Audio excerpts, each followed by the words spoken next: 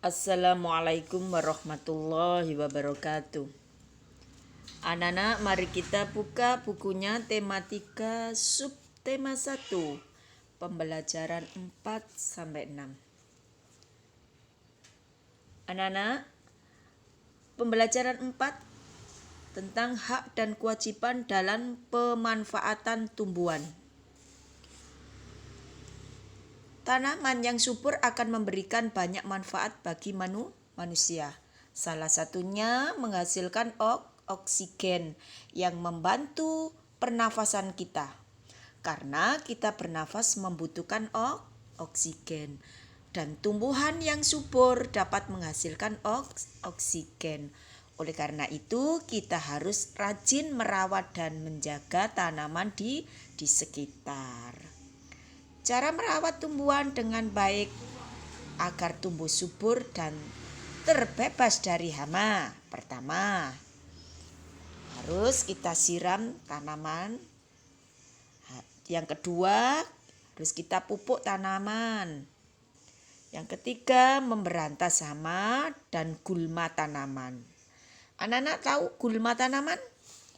Gulma tanaman adalah merupakan tumbuhan liar yang tumbuh di sekitar tanaman, yang sifatnya merugikan tanaman. Contohnya rumput.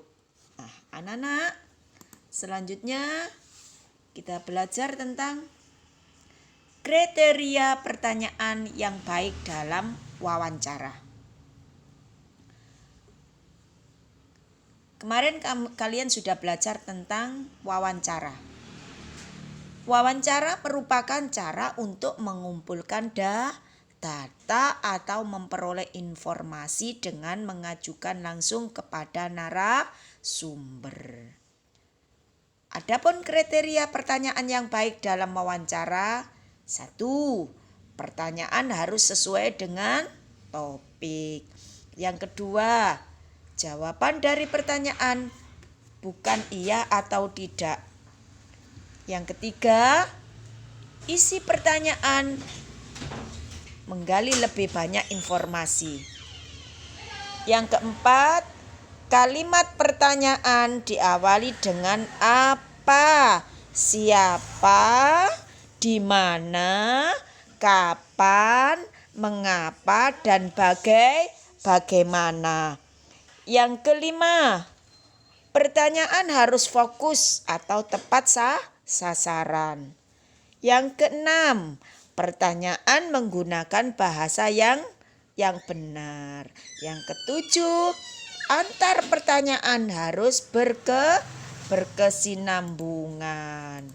Nah, anak-anak, selanjutnya pembelajaran 5 tentang karakteristik sumber daya alam berdasarkan kondisi alamnya. Kondisi alam suatu wilayah akan mempengaruhi sumber daya alam yang ada di dalamnya. Keterkaitan antara wilayah tempat tinggal dengan sumber daya alam yang ada antara lain: 1. Wilayah dataran tinggi. Kegiatan ekonominya, biasanya penduduk cenderung di bidang pertanian, lahan kering. Yang kedua, wilayah dataran rendah, kegiatan aktivitasnya penduduk tersebut terdiri atas berbagai jenis, mulai dari pertanian, perikanan, dan tambak. Yang ketiga, wilayah dataran pantai. Yang keempat, penduduk yang bertempat tinggal di pantai tidak selalu bermata pencaharian sebagai nelayan. Nah, anak-anak, keempat itu adalah termasuk keterkaitan antara wilayah serta tempat tinggal dengan sumber daya alam yang ada di sekitarnya. Nah, anak-anak, selanjutnya kita belajar tentang mengapresiasi karya seni kolase. Ya anak-anak ya. Apa itu apresiasi anak-anak?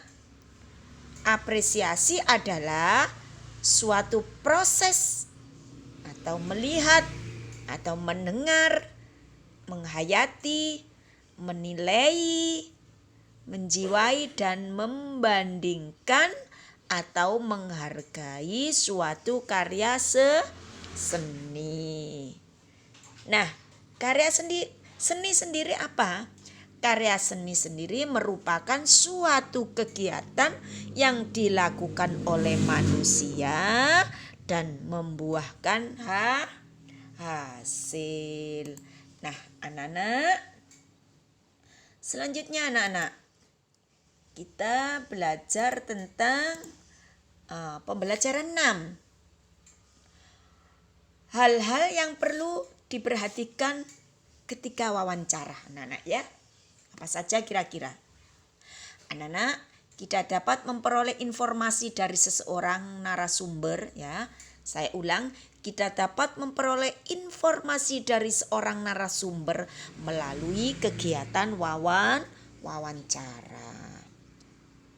Nah, wawancara itu memiliki tujuan satu, sebagai bahan informasi. Contoh, yang ada kaitannya dengan masalah sosial, politik ekonomi, dan lain-lain. Yang kedua, sebagai bahan opini. Contohnya apa, Nana? Tanggapan narasumber terhadap suatu masalah. Yang ketiga, sebagai bahan cerita. Contoh, mendukung penulisan karya sastra. Yang keempat, sebagai bahan biografi. Contoh, riwayat hidup tokoh yang akan ditulis. Nah, selanjutnya beberapa hal yang perlu diperhatikan ketika wawancara dengan narasumber. Apa saja kira-kira? Yang pertama, datang tepat waktu. Yang kedua, bersikap sopan santun. Yang ketiga, dahulukan pertanyaan ringan dan sederhana. Yang keempat, bertanya dengan kalimat yang jelas. Yang kelima, hindari pertanyaan yang bersifat pribadi. Yang keenam, mencatat hal-hal yang penting. Yang ketujuh, jangan menyela apabila ada narasumber yang sedang berbicara. Yang kedelapan, selesai wawancara, ucapkan terima kasih atau mengucapkan salam. Nah, itulah hal-hal yang perlu diperhatikan dalam wawancara.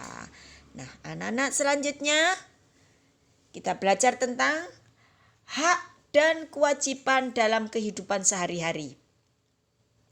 Kita harus saling menjaga dan melindungi lingkungan sekitar kita.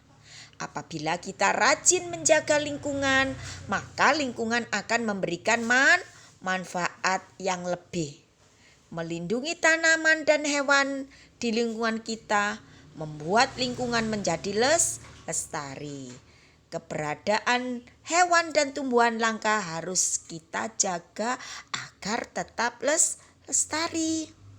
Nah, anak-anak, kewajiban manusia terhadap tumbuhan antara lain memelihara tumbuhan. Yang kedua, menjaga dan merawat tumbuhan. Yang ketiga, memanfaatkan dengan baik. Yang keempat, tidak merusak tumbuhan. Itulah kewajiban kita terhadap tumbuhan, ya, memelihara, menjaga, memanfaatkan, tidak merusak tumbuhan. Selanjutnya, hak manusia terhadap tumbuhan. Apa saja? Menikmati keindahan tumbuhan. Yang kedua, memanfaatkan bagian tumbuhan. Itulah hak manusia terhadap tumbuhan. Ya anak-anak. Nah anak-anak, pelajaran tematika pembelajaran 4-6 saya cukupkan sampai di sini. Semoga kalian semua dapat memahaminya dan menjadikan ilmu yang bermanfaat. Amin ya robbal alamin. Nah, masalah tugas nanti diberi Bu Umi, nanti kamu pelajari dulu ya anak-anak ya. Saya akhiri. Wassalamualaikum warahmatullahi wabarakatuh.